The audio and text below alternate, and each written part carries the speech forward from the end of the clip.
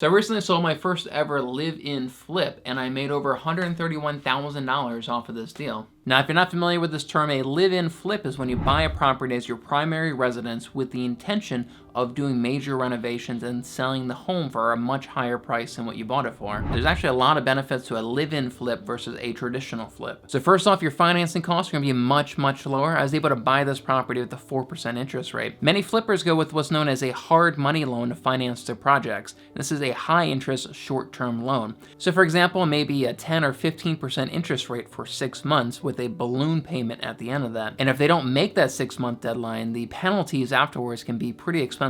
Another huge benefit is that your holding costs are gonna be much, much cheaper since you're living in the property. In this property, my mortgage payment was $1,500 a month. And believe it or not, that is actually significantly cheaper than the townhouse I was renting before I purchased this property. And another huge benefit is that you don't have to pay capital gains on any profit that you make off the property if it was your primary residence for 2 of the last 5 years. So today I'm essentially gonna walk you through my live-in flip, how I bought it for such a good price, what renovations I did and how much they cost me, and how I sold it at such a good price, and what I ultimately netted off of my live-in flip. So this story really begins back in July of 2015. So my wife was about 6 months pregnant at the time. I was still active duty military, and I was living on Bowling Air Force Base and essentially paying them $2,300 a month to rent out one of the townhouses on base. And with a kid on the way, we really didn't want to live on base anymore, and we knew that we wanted a larger home and something that we could put some sweat equity into and kind of fix up while we're living there. And we spent a few months actually searching for homes and looking for properties,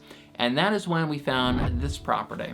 Because we looked at so many homes in that area, we could instantly recognize that this home is well below market value. And we also noticed that this is just not a very good or attractive listing. It literally only has one picture of the property from the outside. Now, typically when you find a listing that only has one picture, that is usually a pretty big red flag that there is some obvious damage on the inside or mold or just ugly. Something is wrong with that property if they only have one picture. But sometimes you never know, it may just be a bad listing agent and it may still be worth checking out. And luckily for us, that was the case here. You see, this property is actually not being sold by a real estate agent, but being sold by an attorney. In the state of Maryland, attorneys can also sell real estate and list them on our multiple listing service. And they may have all the legal knowledge of how to sell a home, but what they really lack is the marketing skills to sell a home. And this property is also what is known as a short sale. So essentially the short sale means that the owners can't keep up with the mortgage payment, and instead of the bank foreclosing on the property and repossessing the property,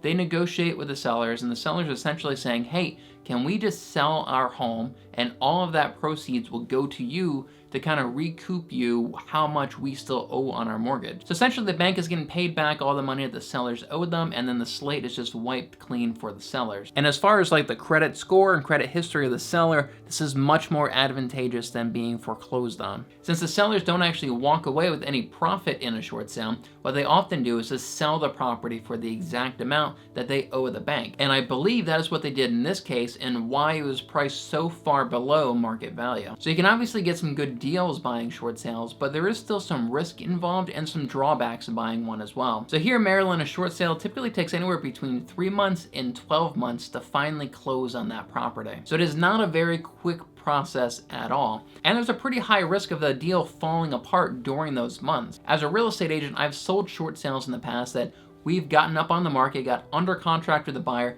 and we're still trying to negotiate with the bank.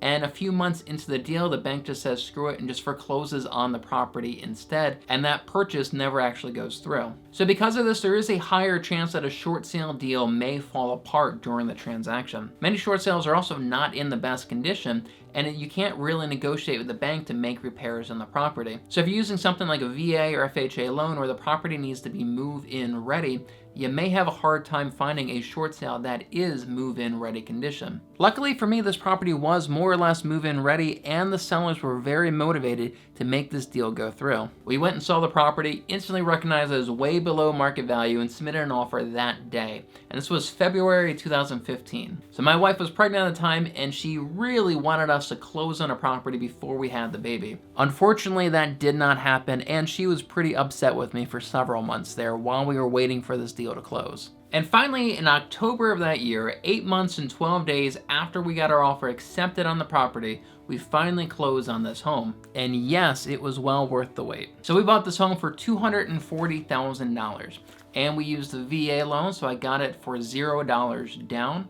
And we got the seller to cover all of our closing costs. So we really did get this property for $0. And just to put this in perspective of how good of a deal we got on this property, the next door neighbor's house sold for $310,000 just 6 months earlier, and it was very, very similar in size and age and yard size and condition and everything as our property. So we really did get a good deal on this home. Another awesome benefit is that previously we were living on Bolling Air Force Base and essentially paying $2,300 a month to live in a small townhouse. Now we have an even larger home with a larger yard and more privacy, and we're paying $1,530 a month instead. Now this property definitely had a lot of room for improvement. A lot of the features were still original to the property when it was built in 1985. So over the next 3 years, I did a lot of small projects myself, and then I spent approximately $12,000 in contractors for a few larger projects. This includes things like brand new carpet throughout the house, fresh coat of paint throughout the house, granite countertops,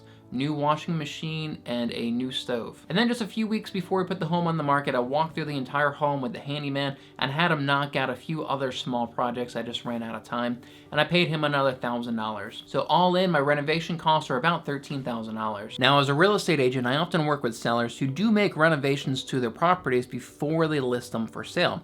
And rightfully so, that is a very smart thing to do. But what I see a lot of them doing is they do it just a few weeks before they list them for sale, and they never actually get to enjoy these renovations themselves. And I see this as a bit of a mistake. You see, there are some projects that you want to do at the very last minute, such as updating the carpet or getting new paint.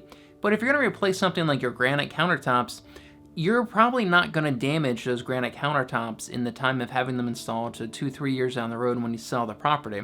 So my philosophy is you might as well do that project early and actually get to enjoy them for a little while. Now, when it came time to sell my home, I made the decision to actually move into a rental property that I own and was vacant at the time, rather than living in the property and having showings while I live in the home. And also, moving out of the property makes it much easier to replace the carpet in the home, get a fresh coat of paint on the house, and do a really deep clean of the property. Now, when flipping a property, you don't want to just look at the renovation costs. You have to look at the cost of sale. How much is it going to cost you to actually sell that property? And in this case, since I'm selling my own home as a real estate agent, I was able to save quite a bit of money on the cost of sale. Now, I did spend a little bit of money on actually marketing the property, though. I spent about $350 on a professional photographer to come in the property and take some beautiful pictures, as well as some drone shots of the home. I also spent an additional $90 on having some digital staging done on the property. Now, I know I just said that actually having people living in a home doesn't always help a home sell, but I do think that having a home staged, or having it at least digitally staged, can make a big difference in how attractive a home is. And in this case, I went with digitally staging the property rather than actually staging the property, which would have cost me several $1,000s to do. I then did a video tour of the property, and then I promoted that video tour as a Facebook ad in that general area, and I spent about another $100 on that. It took us about 3 weeks before we finally got an offer that we accepted, and then we closed about a month later. So now let's take a look at how much net profit we actually made off of this sale. So once again, we purchased this home for $240,000, and we put $0 down towards the purchase. So my total renovation cost came out to about $13,000. And then I would say I did about another 50 hours worth of work myself over the 3-year period. And my cost of sale came out to $19,315. And that breaks down to me giving $9,275 to the buyer's agent.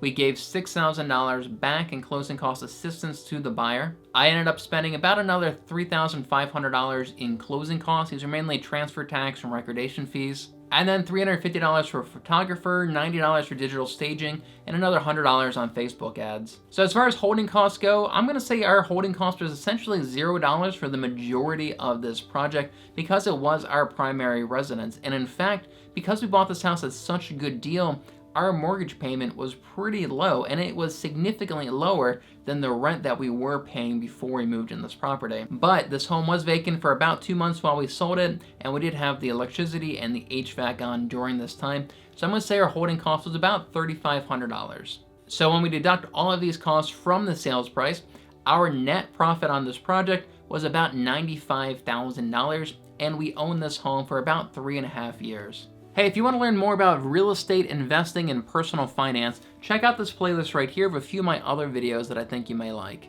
Thanks so much for watching, and I'll see you over in the next video.